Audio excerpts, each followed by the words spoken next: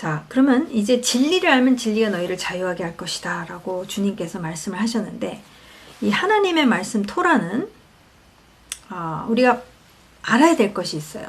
이 말씀을 딱 대면을 할 때 이제 저희가 무의식적으로 하는 것들이 있어요.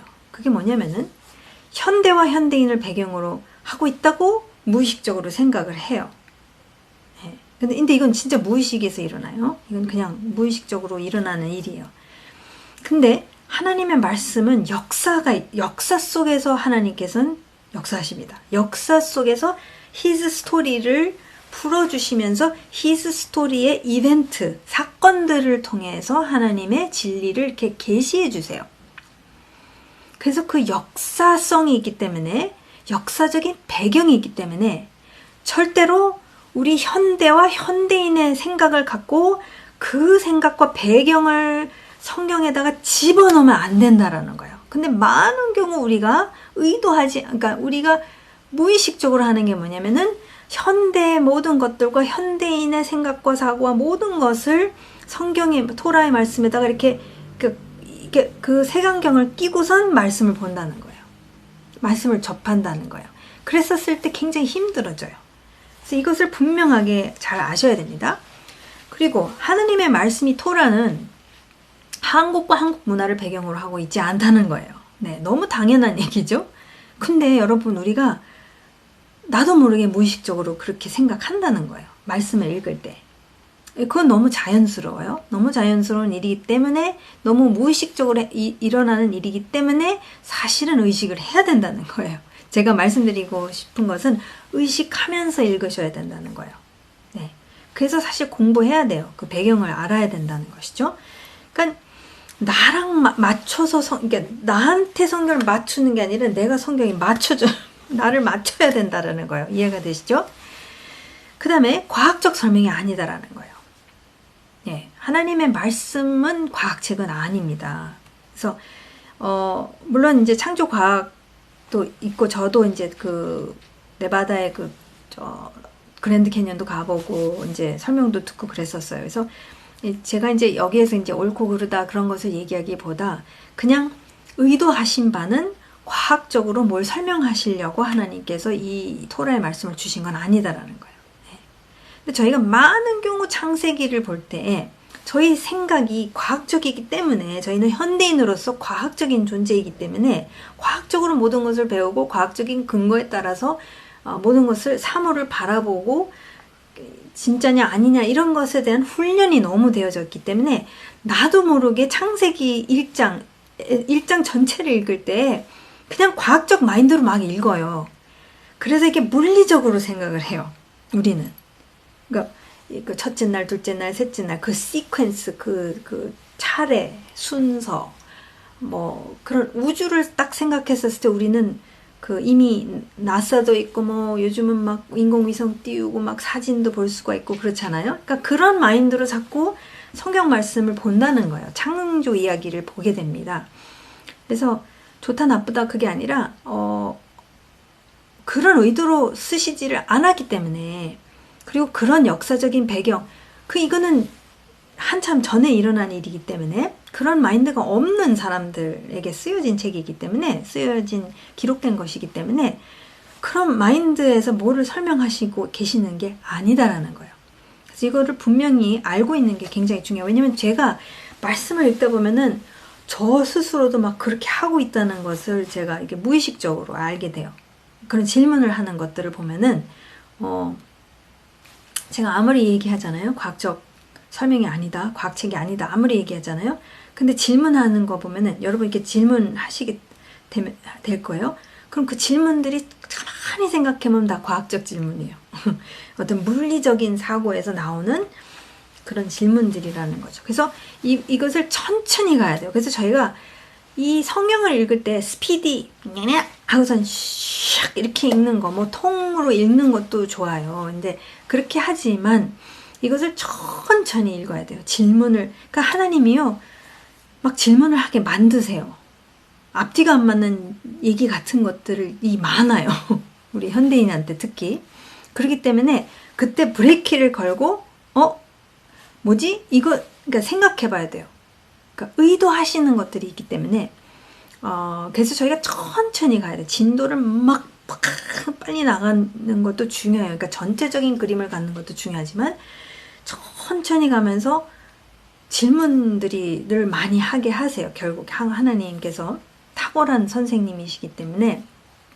그래서 천천히 지금 뭔가가 앞뒤가 안 맞거나 아니면은 뭔가 충격적인 얘기를 하신다거나 그런 것들을 이제 하시는 것을 우리가 보게 될 것입니다. 그래서 천천히 가는 게 굉장히 중요하다는 거. 그래서 이제 오늘 토라와 그 시작을 한번 보겠습니다. 그래서 창세기 1장 1절을 보고 싶은데요. 다시 한번 반복해서 토라는 하나님의 가르침이라고 했죠. 또는 지시를 말하는데 창조주는 어떤 분이신지, 우리는 어떤 존재인지, 우리가 창조주와 어떻게 관계해야 하는지, 그리고 주님이 우리와 어떻게 관계하시는지 그분의 방법이 있다는 것이죠. 이것을 정확하게 적중하는 가르침이라는 거죠. 그래서 우리가 그 시작을 보기 전에 몇 가지 질문을 이제 제가 여러분한테 하겠습니다. 그래서 이 창조주께서 기록하신 창조 이야기의 목적은 무엇인가? 예, 저자는 목적이 있죠. 책을 쓰는 사람은, 작가들은 다 그냥 아무 생각 없이 필에 꽂혀서 이렇게 쓰면은 아무도 자기만 읽고 끝나는 거죠. 아무도 안 읽어요. 그래서 이 주님도 필에 꽂혀서 이렇게 쓰시고, 자, 봐, 이렇게 하시지 않으시고, 너무나도 정확한 그런 어떤 목적을 갖고 이것을 나중에 기록하시지만, 이제 구전으로 이제 시작을 하시는 것을 우리가 보게 되는데, 지금 뭐 대답할 상황은 아니니까 이제 이 목적이 무엇인가가 굉장히 중요해요. 의도가 무엇인가. 그래서 이 창조주에 대한 계시의 시작이라는 거죠. 계시라는 거예요. 왜냐면 하나님 얘기해 주시지 않으면 우리 알 길이 없어요. 우리가 어떻게 무슨 재주로 하나님에 대해서 알 수가 있겠어요. 그죠? 알려주시지 않으면 우리는 창조주에 대해서, 그분이 창조주이시기 때문에 이제 지금 그분이 계시해 주시지 않으면은 진짜 알 길이 없어요. 안 그러면 만들어내야 돼요. 근데 다 만들어냈잖아요. 여러분 아시죠? 여러 문명권들을 보면은요, 하나라도 빠짐없이 창조 이야기가 다 있습니다. 나름의 창조 이야기가 다 있어요. 뭔가 알고 싶어요. 기원이 뭔지, 어디서부터 왔는지, 나는 어떻게 만들어진 존재인지, 목적이 무엇인지, 의미가 무엇인지, 이것을 다 궁금해한단 말이에요. 그래서 다 나름 만들어냈어요. 나름. 사람이 만들어낸 것이 바로 창조 신화라는 거겠죠. 여러 문명권 안에서는 다 우리가 볼 수가 있어요. 근데 창조주께서 직접적으로 우리가 진짜를 알기 위해서는 그분이 알려주시지 않으면 우리는 알 길은 없어요. 우리가 이게 알 길이 없어요. 그래서 창조주에 대한 계시라는 거예요. 그러니까 창조 이야기의 목적은 어떤 계시를 이제 시작하시는 거예요. 하나님께서, 창조주께서 어떻게 그럼 하시는가, 어떻게 계시를 시작하시는가 했었을 때 말씀으로 하시는 것을 우리가 그냥 말씀을 보면 알 수 있는 거죠. 말씀, 토라. 지금까지 그 토라를 이제 여러분과 함께 본 것이죠. 그래서 아까 말씀드렸듯이 시작점은 발언을 통해서, 구전을 통해서 그것이 결국 기록된 말씀이 되어서 그것이 결국에는 살아계신 말씀으로 육신이 되어 우리 가운데 오셔서 보여주셔서 이제는 그것이 계시가 되어진 것이죠. 그래서 앞으로 오시게 되면은 완벽하게 보이게 되는, 있다 없다가 아니라 그냥 계속해서 보여지는, 나타나는, 이제 아예 오실 것이기 때문에 그런 날이 올 것입니다. 그러나 이제 그 중간 단계를 저희가 살고 있는 것이죠. 중간 단계는 아니고 하여튼 지금 낀 어떤 데를 살고 있습니다. 저희가. 그래서 이 예수 메시아는 살아계신 말씀이라는 걸 아까 말씀드렸죠. 어떻게 하셨느냐. 자, 창조주에 대한 계시의 시작이라고 말씀드렸죠. 어떻게? 말씀으로. 근데 그 말씀에 어떤 발전이 있었다는 거, 발언에서부터 발언하신 하나님의 말씀이 기록된 하나님의 말씀이 되어서 결국에는 살아계신 하나님의 말씀으로 오신 것. 그렇게 계시를 하십니다. 어떻게 프레젠테이션을 하시는가? 어떻게 이렇게 나타내 보여주시는가? 근데 하나님께서는 시간 속에서의 사건들을 통해서 계시하십니다. 그것을 기록한 거예요. 그죠? 거의 여러분 우리가 저 타낙 그 성경의 히브리 성경의 내용을 보면은 역사서가 제일 많아요. 그죠? 역사적인 기록으로 쫙 나갑니다. 그 다음에 이제 시가서가 있고 예언서인데 예언서조차도 다 역사 속에서 일어나는 것들이죠. 그죠?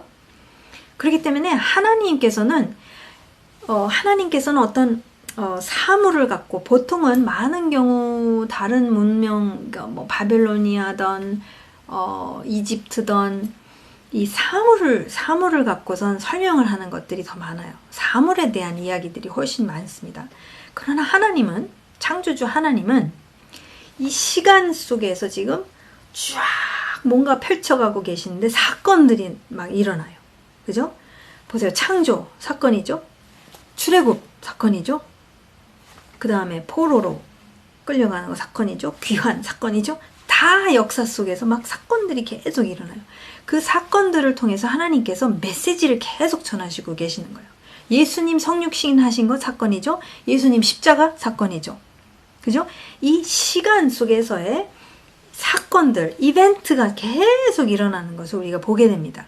그 역사라는 것 속에서 하나님께서 역사의 어떤 스토리를 통해서, 사건을 통해서 하나님께서는 당신의 중요한 신학적인 개념들을 가르쳐 주세요.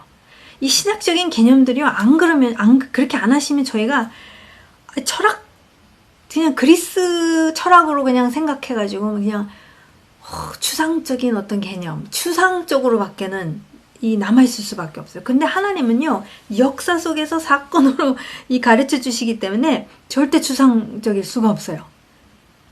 하나님하고 추상은 관계없습니다. 하나님은 절대 추상적인 분이 아니세요. 역사 속에서 어떤 이랬는데 저래가지고 이래가지고 이렇게 역사하셔가지고 막 이집트의 신들을 막 재앙을 통해서 심판을 하시면서 당신이 누구인지를 나타내 보이시면서, 그러니까 그 모든 사건 속에서 일어나는 일들이 하나님에 대한 계시요, 하나님께서 어떻게 역사하시는지, 구속이 무엇인지, 구원이 무엇인지, 구출이 무엇인지, 속죄가 무엇인지, 이런 것들에 대해서 저희가 안 그러면요, 속죄, 구속이 뭔지 어떻게 알아요? 여러분 알아요? 난 몰라요. 난 모르겠더라. redemption, atonement. 몰라요? 그거 어떻게 알아요? 너무 추상적이에요. 근데 사건이 있었기 때문에, 이게 바로 구속이구나. 이렇게 했을 때 구원이구나. 아니, 홍해를 건넜어요. 지금 막 홍해가 갈라져가지고 막 이집트는 쫓아오는데 막 건너갔어요. 막 이 기적이 일어나가지고. 이게 구출이구나. 이게 막 필이 아니잖아요. 이거 막 알겠잖아요. 뭔지. 여러분의 구원도 그냥 추상적인 겁니까? 내가 수영을 하다가 빠졌는데 주께서 나를 구원해 주셨어. 이거 아니잖아요. 막 나는 이랬는데 이렇게 했었을 때 하나님께서 누구를 통해서 이 말씀을 들었는데 막 아슬아슬하게 나는 이거 놓치면 안 될 것 같아가지고 내가 이렇게 했는데 그때 복음이 들려졌는데 그 신기하게도 그게 다 믿어져가지고선 주님을 믿게 돼서 막 갑자기 막 죄가 막 스쳐 지나가는 필름처럼 막 하면서 막 대성통곡하게 그거 얼마나 리얼해요. 리얼하시잖아요. 그죠? 여러분의 구원 간증이 얼마나 리얼해요. 그죠? 그만큼 사건이라는 거예요. 시간 속에서의 사건, 이벤트를 통해서 역사하시는 분이 하나님이라는 거예요. 추상적인 어떤 막 신화 속에서 막 신들이 막 전쟁을 해가지고 막 토막을 잡는데 토막이 터져가지고 이거는 나무가 되고 저거가 되고 그게 아니에요. 그런 얘기가 아니라 진짜 스토리 역사 속에서의 하나님께서는 하나님이 어떠하신 분이신지 이것을 총체적으로 이제 또 설명하시고 설명하시는 것을 우리가 보게 됩니다. 무엇에 대해서 하나님께서 계시하시는가 했을 때는 창조주 하나님의 가장 본질적인 창조주 하나님의 속성이죠. 그분이 누구신가 도대체. 아니 다른 신들도 있잖아요. 그죠? 단군도 있고 하여튼 여러 신들이 있는데 이 창조주는 도대체 속성 누구냐 도대체. 근데 이제 특별히 나중에 보시게 되면 이제 언약 관계라는 것을 통해서 아주 구체적으로 어떤 관계를 통해서 이제 당신이 어떤 분이신지를 분명하게 나타내 보여주십니다. 그분은 누구신가? 이것이 키포인트죠. 창조주께서 기록하신 이 창조 이야기 플러스 전체 토라의 목적이 바로 하나님 자신에 대한 계시 뿐만이 아니라 더 나아가 어떠한 속성에서 이 창조라는 것을 하셨으며 기타 등등 이런 것들을 이제 계시해 주시는 것을 우리가 이제 보게 되는 것이죠. 자, 창세기의 배경은 그럼 무엇이었나? 굉장히 중요합니다. 한국 사람 아니라고 그랬죠. 한국 사람을 위한 것도 아니었고 한국 문화 배경도 아니고 현대인이 아니라고 말씀드렸죠. 그럼 창세기의 이 창조 이야기의 배경에 대해서 우리가 반드시 알아야 되고 염두에 두면서 읽어야 된다는 거예요. 생각 안 하면 안 돼요, 여러분. 창조 이야기를 들은 청중은 누구인가도 생각해야 된다는 거예요. 그 당시 사람들은 어떻게 생각했는가. 그래서 고대 근동이 바로 배경입니다. 성경 전체에 이런 이야기들을 보게 되면 고대 근동, 물론 나중에 이제 역사가 흘러가게 되면서 이제 헬라도 들어오죠. 그건 훨씬 나중에 일어나는 일이죠. 헬라 로마가 이제 들어오게 되죠. 근데 이제 구약의 대부분은 이제 저희가 창세기, 적어도 창세기는 확실하게 이제 고대 근동이라는 것을 분명하게 알 수 있고요. 그럼 저희가 지리적 배경을 알아야 돼요. 예, 여러분 지리 공부하셨는지 모르지만 이 굉장히 중요해요. 여러분 이 지리적 배경을 알고 이제 이런 것들을 공부한 다음에 조금 아신 다음에 이스라엘에 오셔서 설명 들으시잖아요. 난리가 납니다. 이 계시의 난리가 막 날 수밖에 없어요. 왜냐면 하나님이 구체적인 것들을 통해서 역사하시기 때문에, 말씀하시기 때문에 알면 알수록 그런 것들이 이제 연결이 막 돼요. 연결이 되면서 이제 한 그림, 퍼즐 조각이 쫙 이제 그림을 만들어 간다는 것이죠. 그래서 이 지리적 배경이 바로 비옥한 조승달 지역이라는 거 아마 많이 들어보셨어요. 그래서 저희가 지도를 보게 되면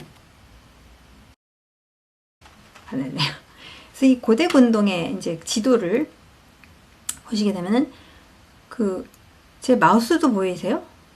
안 다행이다. 네, 이게 메소포타미아 지역이죠. 그 다음에 이제 이집트가 있습니다. 너무 재밌는 게 뭐냐면요, 하나님이요, 지금 이 거대, 우리가 그 학교에서 우리 자녀들은 이런 거 안 배울 것 같은데 저희는 배웠잖아요. 이 위대한 5대 문명 해가지고선 메소포타미아, 이집트, 그 다음에 인도스하고 중국하고 뭐 하나가 더 뭐였죠? 어쨌든 이 메소포타미아, 이집트가 딱 여기 있어. 딱 두 개가 짱 받고 있어요. 그죠? 이 중동 지역 안에. 그 다음에 그 중간에 애매모호한 이스라엘이 여기 딱 껴있는 거예요. 네, 보이시죠? 이게요 굉장히 중요해요. 자, 보세요. 메소포타미아를 보시면은 왜 이게 위대한 문명들이 뭐 때문에 생기는지 아시죠? 이 메소포타미아의 뜻이 뭐냐면 두 강 사이라는 것이죠. 두 강이 뭡니까? 이 유브라데스 강하고 티그리스 강이죠. 이 두 강을 끼고선 이 위대한 거대한 문명이 탄생을 합니다. 여기서 바벨론도 있죠. 여기 아수르도 있죠. 여기 다 있습니다. 여기에 이제 다 위치하고 있다는 것이죠. 왜냐? 이 두 강 때문에 그렇다는 거예요. 그 다음에 여기는 이집트이죠. 이집트라는 이 왕국은 어떤 강을 따라서 이제 끼고선 존재하고 있느냐면은 이 나일강이죠. 나일강 보이시죠? 이 여기가 초록지대라는 거 다 보이시죠? 이 어마어마한 초록지대, 여기 나일 부채꼴로 이렇게 되어 있는데, 그러니까 요 위대한 문명들은 다 이 강을 끼고선 위대하게 이제 세워졌는데, 여기 중간에 끼어 있는 이것을 다 연결시키고 있는 요 지역이에요. 보세요. 연결고리예요. 지금 여기가 어디입니까? 이건 이쪽으로 쭉 가면 유럽, 이쪽으로 쭉 가면 아시아, 이쪽으로 쭉 가면 아프리카.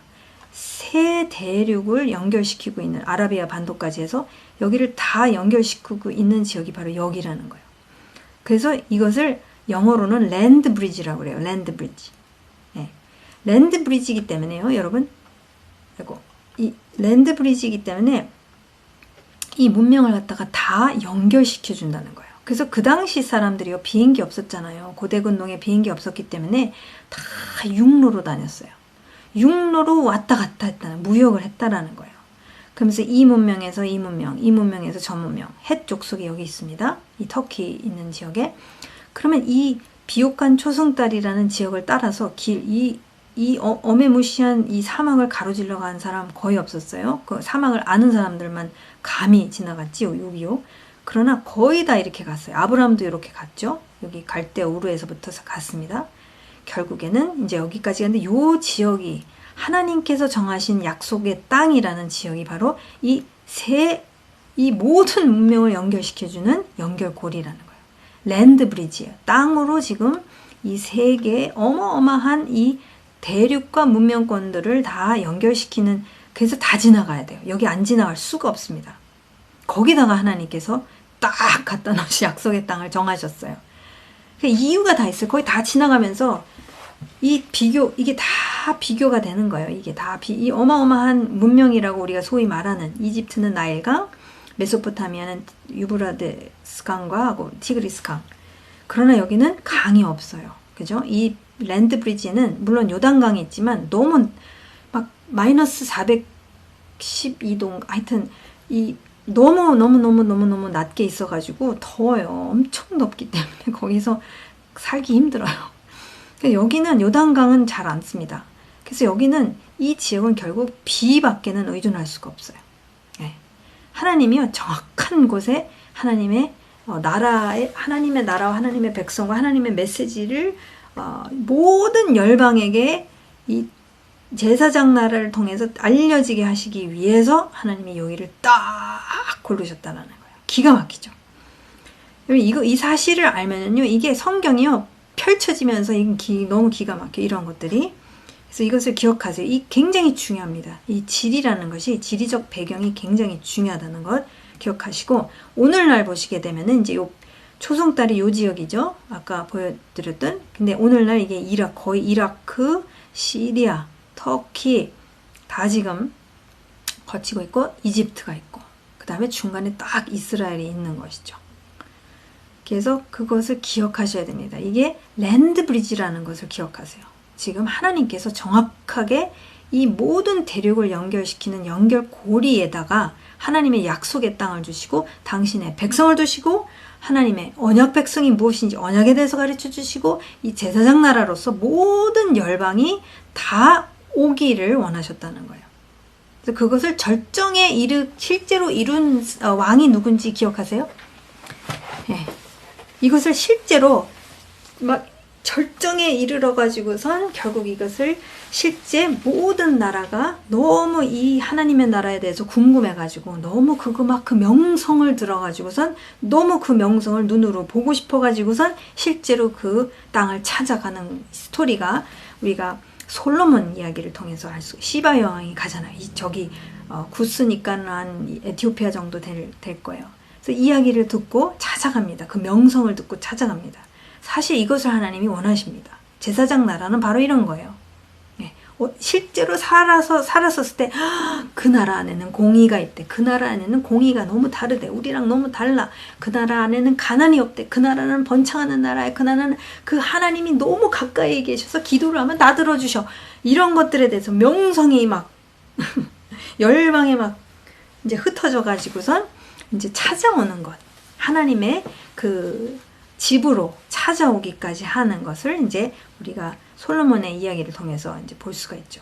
그러니까 그게 실제로 이 지리적으로도 다 하나님께서 하게끔 이제 다 마련해 놨다는 거. 실제로 이 국제대로가 여기 그러니까 이게 유명한 그 비아 마리스, 나중에 로마가 이제 비아 마리스라고 부르게 되지만, Way of the Sea라는 거예요. Way of the Sea. 여기가 지중해 연안을 따라서 가는 어마어마한 큰 대로가 있어요. 무역이 이 대로를 통하지 않고는 이루어지지 않았습니다. 그러니까 다 지나갈 수밖에 없었다는 거예요. 그러니까 하나님이 이것을 다 사용하셨다는 거죠. 자, 창세기의 배경은 비옥한 초승달 지역, 우리가 지도 봤죠. 고대근동 사회의 세계관도 우리가 알아야 돼요. 그러니까 우리랑 너무 달라요, 여러분. 우리를 현대인의 생각을 갖고 성경 창조 이야기, 특히 창조 이야기 읽으면, 특히 창조 이야기 아니라 성경을 읽으면 안 됩니다. 자, 고대근동 사회의 세계관은 다신론이에요. 네.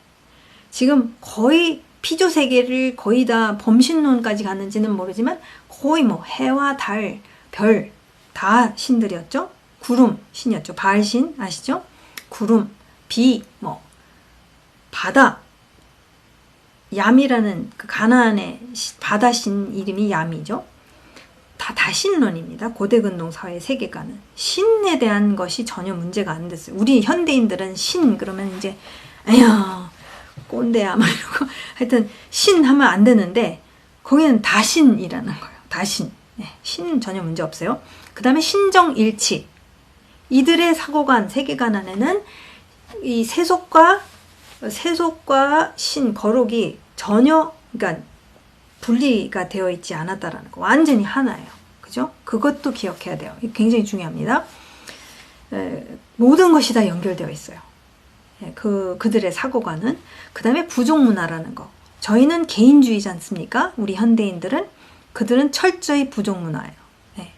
사회가 전부, 사회에 대한 생각, 그죠? 부족에 대한 생각, 대가족, 뭐 이런 사고를 갖고 있었지, 절대 개인 생각하지 않았습니다. 개인은 중요하지. 개인은 이 부족을 위해서 존재했지, 절대 개인적인 뭐가 중요하지 않았다라는 거, 이런 것들을 이제 기억하면서 말씀을 봐야 됩니다. 특히 창조 이야기. 모든 고대 근동 문명은, 사회들은 각자 나름의 창조 이야기가 다 있었어요. 바벨론은 바벨론대로 이집트, 메소포타미아 쪽, 아수르 다 있었어요. 가나안, 나중에 가면 그리스, 이제 다 신화들이 있지 않습니까? 이 창조 이야기, 기원, 시작, 이런 것들에 대한 창조 이야기가 다 나름 있었다라는 거 아셔야 되죠. 다 알고 계시잖아요. 사실 알고 계시는데 기억하셔야 돼요. 근데 중요한 것은 그 목적이 무엇이었냐가 굉장히 중요합니다. 왜 이것을 써서 굳이 써가지고 대대로 이것을 가르쳤느냐, 이게 굉장히 중요해요. 왜냐면 이 창조 이야기를 반드시 다음 세대한테 반드시 가르쳤어요. 근데 그 이유가 뭐냐면은, 그러니까 궁극적으로 이제 저희가 크게 보자면은, 이 창조 이야기의 목적은, 이 사람이 인본주의적으로 이제 만든 것은, 이 사회 안에는 항상 문제가 있었지 않습니까? 특별히 오늘날도 마찬가지인 게 뭐냐면, 그 아비 세대와 자녀 세대가 항상 갈등이 있어요. 아비 세대는 요즘은 다 꼰대라고 그러죠. 그 항상 생각이 고정되어 있어요. 왜? 안정이 중요하기 때문에. 그러나 아들들, 자녀 세대는 항상 진보적이죠. 생각이 또 새로운 걸 해보고 싶어. 이것도 해보고 싶고 저것도 해보고 싶고 이렇게 하면 되지 않을까? 생각을 막 이렇게도 해보고 저렇게도 해보는 진보적인 어떤 생각을 하는 게 자녀 세대예요. 똑같았어요. 옛날에도. 늘 그 갈등이 있었다라는 거예요. 사회적인 문제가 있었다라는 거. 그것을 어떻게 해결해 나가는 것인가를 이 창조 이야기에 신들의 전쟁이 이래가지고 저래서 뭐 이렇게 해가지고 뭐 이렇게 만들었는데 뭐 몸을 갖다가 박살을 내서 쪼개가지고 이렇게 흩어가지고선 창조를 했는데 어쩌는데, 그러면서 왜 이 신들은 숭배를 해야 하는가? 숭배를 하지 않으면 이 사회가 생존할 수 없을 수도 있다. 번창해야 되는데 망할 수 있다. 그래서 그런 것들을, 이 위기와 어려움들을, 이러한 장애물들을 잘 건너뛰거나 잘 이겨내기 위해서, 우리가 다음 세대에도 번창하게 하기 위해서는 우리 사회에서는 이렇게 살고 이 신을 숭배하고 이렇게 하는 것을 통해서 우리는 성공할 수 있다, 생존할 수 있다. 이것을 얘기해 주는 게 모든 문명권이 갖고 있는, 사회가 갖고 있는 창조 이야기의 어떤 아주 본질적인 그런 목적이었다라는 것이죠. 그러니까 이런 것을 우리가 알면서 이제 창조 이야기도 이러한 배경 속에서 하나님께서 하나님의 창조 이야기를 갖다 계시하셨다라는 것, 그것을 이제 우리가 기억해야 된다는 것입니다. 그래서 그 다음에 이제 저희가 또 물어봐야 될 것은, 창세기, 모세오경의 저자는 그럼 누구인가? 근데 여러분 다 아시잖아요. 이제 다 창조주 하나님이 저자이시죠. 그래서 디모데후서 모든 성경은 하나님의 감동으로 된 것으로, 성령님께서 그런 영감을 통해서 이제 저자들이 그러한 성령님의 감동을 통해서 이제 기록을 했다는 것을 우리가 말씀을 통해서 분명하게 알려주고 계시죠. 그래서 교훈과 책망과 바르게, 목적은 교훈, 책망, 바르게 함과 의로 교육하기에 유익하니, 교육을 위한 것이죠. 이는 하나님의 사람으로 온전하게 하며 지금 새 피조물로 풀네스를 사는 것이 결국은 토라이다. 모든 선한 일을 행할 능력을 갖추게 하려 함이라. 그러니까 우리가 산다라는 거죠. 선할 일을 행할 능력이 이미 주어졌다. 그러니까 이건 살 수 있는 거다.